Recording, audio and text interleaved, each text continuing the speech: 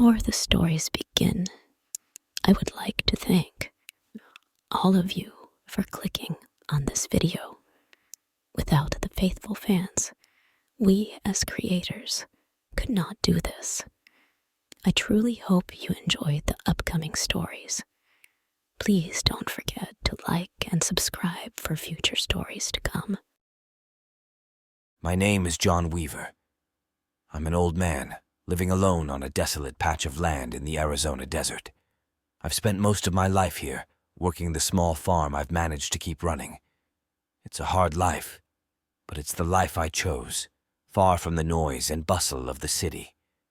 Here the nights are silent, save for the occasional howl of a coyote or the rustling of the desert wind. It was during one of these silent nights that it began.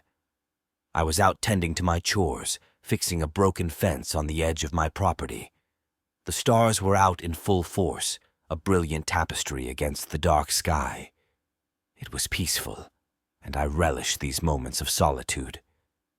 But that night, something felt different. There was an odd stillness in the air, as if the desert itself was holding its breath. I first noticed the lights when I was closing up the chicken coop.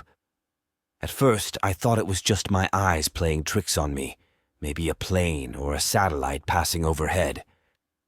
But these lights were different, brighter, closer, and moving in ways no human-made object could. I tried to shake off the unease creeping up my spine and went back to my chores. As I worked, I couldn't shake the feeling that I was being watched. I've lived alone for years and never felt unsafe, but that night, every shadow seemed menacing, every sound amplified. Then I saw it, just on the edge of my field, a figure.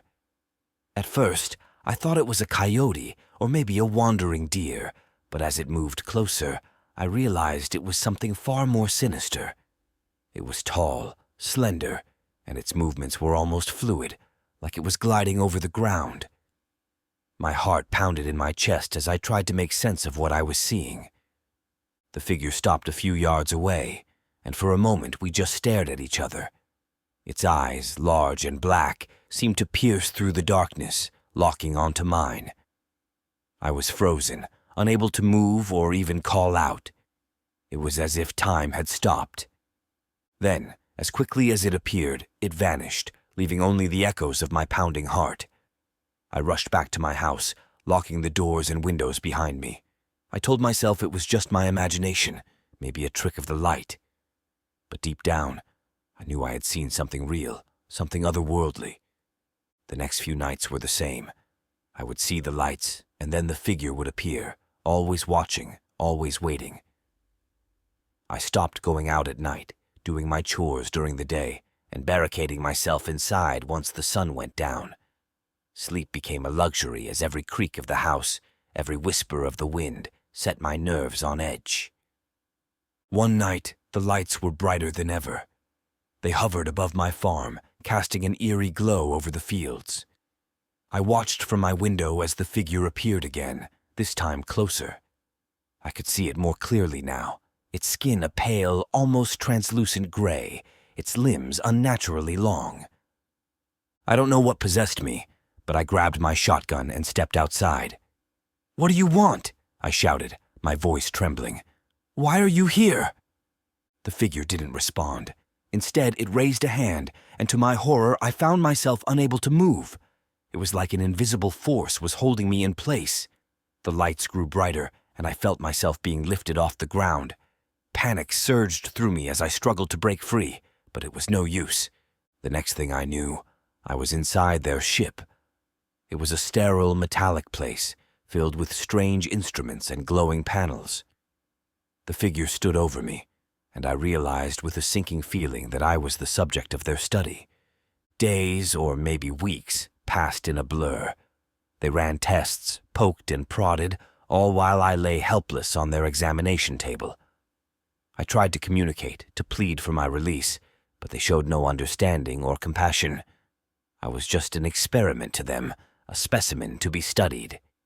Eventually, they must have learned all they could, because one day I woke up back in my bed. At first, I thought it had all been a nightmare, but the marks on my body and the vivid memories told me otherwise. I was back on my farm, but nothing felt the same. The lights never returned, and the figure was gone. But the experience left me forever changed.